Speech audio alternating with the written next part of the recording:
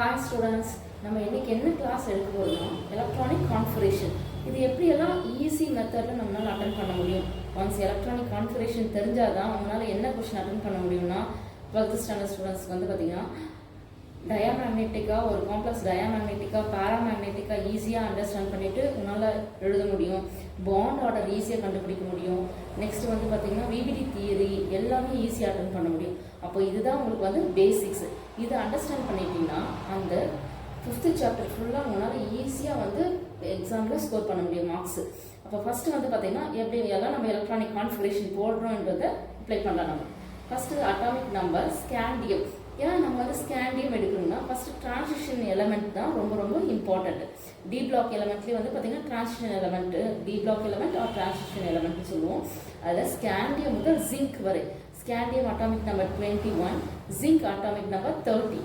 அப்போ இதுதான் உங்களுக்கு இம்பார்ட்டன்ட். ஃபர்ஸ்ட் வந்து பார்த்தீங்கன்னா ஸ்கேண்டியம் 21, அதனுடைய அட்டாமிக் நம்பர் வந்து பார்த்தீங்கன்னா 21 இருக்கும்போது எலக்ட்ரானிக் கான்ஃபிகரேஷன் எப்படி இருக்குன்னா 1s2, 2s2, 2p6, 3s2, 3p6, 4s2, 3d1.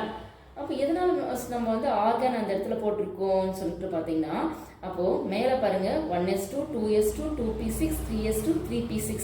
இது ஒட்டு மொத்தத்துக்கு என்ன பண்ணுறோம், நம்ம 18 அப்ளை பண்ணுறோம். அப்போ 18 என்னும்போது அதனுடைய அட்டாமிக் நம்பர் என்ன வருதுன்னா ஆர்கன். அதனால தான் அந்த இடத்துல ஆர்கன் சொல்லிட்டு நம்ம அப்ளை பண்ணுறோம். நெக்ஸ்ட் வந்து பார்த்தீங்கன்னா 3d1, 4s2. 3d1, 4s2. இன்னொரு ட்ரிக் பார்த்தீங்கன்னா இங்கே 21 இருக்கிறதுனால ஈஸியாக உங்களால் 1 போட முடியும். 21 இருந்தால் 3d1, 4s2. Next titanium 22, 3d2, 4s2. Organ 3d2, 4s2. இங்கே வந்து பார்த்தீங்கன்னா 2 வருதுனால இங்கேயும் 2 வரும். அந்த ட்ரிக் ஈஸியாக ஞாபகம் வச்சுக்கோங்க. Next vanadium. அப்போ என்ன எழுதுவீங்க, வெனேடியம்னா ஈஸியாக உங்களால் எழுத முடியும். ஆர்கன் போடுறீங்க. Next 3d3, 4s2. Chromium 24, organ 3d4, 4s2. இப்போ எல்லாமே நம்ம இப்படி தான் படித்தோம். ஆனால் இது மட்டும் பாருங்க 3d5, 4s1. இதில் இருக்க ஒரு எலக்ட்ரான் ஷிஃப்ட் ஆகி என்ன ஆகுதுன்னா நமக்கு 3d5, 4s1 வருது. நெக்ஸ்ட் வந்து பார்த்தீங்கன்னா அந்த டி ஆர்பிட்டலில் எத்தனை எலக்ட்ரான்ஸ் ஃபில் ஆயிருக்குன்னு வந்து பார்த்தீங்கன்னா 1, 2, 3, 4, 5.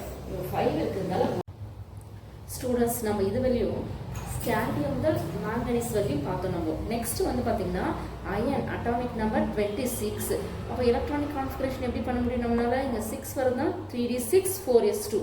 நடுவில் நம்ம என்ன பண்ணுறோம், ஆர்கன் அதனுடைய அட்டாமிக் நம்பர் 18 இருந்ததுன்னா argon 3d6, 4s2. Next scandium, titanium, vanadium, chromium, manganese, iron, cobalt, CO அதனுடைய atomic number 27, 3d7, 4s2. Nickel atomic number 28, 3d8, 4s2. Copper 29, 3d9, 4s2.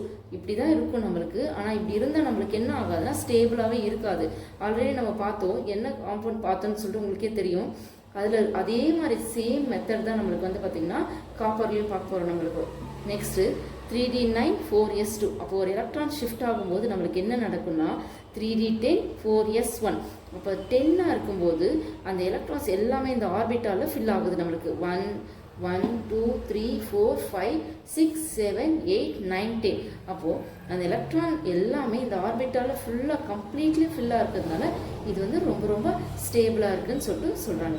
நம்ம ஆல்ரெடி என்ன எலமெண்ட் பார்த்துன்னு ஞாபகம் இருக்கவங்களுக்கு scandium 21, titanium 22, scandium, titanium, vanadium, chromium. இந்த same method தான் என்ன பார்த்தோம், நம்ம குரோமியம் பார்த்தோம். Chromium Cr, chromium atomic number 24. இதுவும் 3d4, 4s2 இருந்தது. ஒரு எலக்ட்ரான் ஷிஃப்ட் ஆகி 3d5, 4s1 இருக்குது. அது ஆஃப் ஃபில்லாக இருக்கும்போது ஸ்டேபிளாக இருந்துச்சு. இது கம்ப்ளீட்லி ஃபில்லாக இருக்கும்போது ஸ்டேபிளாக இருக்குது. எப்போவுமே டி பிளாக் எலமெண்ட்டில் இந்த ஆர்பிட்டாலில் ஆஃப் ஃபுல்லாக இருக்கும்போது ஒன்று ஸ்டேபிளாக இருக்கும், கம்ப்ளீட்லி ஃபில்லாக இருக்கும்போது ஸ்டேபிளாக இருக்கும்னு சொல்லிட்டு எக்ஸ்பிளைன் பண்ணுறோம் நம்ம. Next zinc atomic number 30.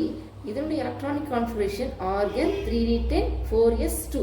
இப்போது ஈஸியாக தெரியும்னு நினைக்கிறவங்களுக்கு எலக்ட்ரானிக் கான்ஃபிகரேஷன் எப்படியெல்லாம் நம்ம ஸ்கேண்டியம் முதல் ஜிங்க் வரை அப்ளை பண்ணுறோம் நம்ம ஈஸியாக போட முடியும் நம்மளால்.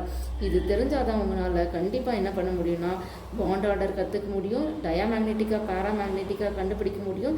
ஒரு காம்ப்ளெக்ஸ்க்கு எப்படி வந்து sp2 sp3 d2 sp3 அந்த ஹைபிரிடேஷன் ஈஸியாக உங்களால் எழுத முடியும். அப்போ இதுதான் பேசிக்ஸ். இது தெரிஞ்சாதான் உங்களால் ஈஸியாக எல்லாத்தையுமே போட முடியும். உங்களால் அந்த அந்த லெசன் 5th லெசன் ரொம்ப ரொம்ப இம்பார்ட்டன்ட் லெசன். அப்போ இது பேசிக்ஸு, இது தெரிஞ்சால் ஈஸியாக அட்டன் பண்ண முடியும். Thank you students. இந்த வீடியோ பிடிச்சிருந்தா உங்களுக்கு நல்லா அண்டர்ஸ்டாண்ட் பண்ணிட்டு இருந்தீங்கன்னா இந்த கான்செப்டை, வீடியோக்கு லைக் பண்ணுங்கள், ஷேர் பண்ணுங்கள், சப்ஸ்கிரைப் பண்ணுங்கள். Thank you students.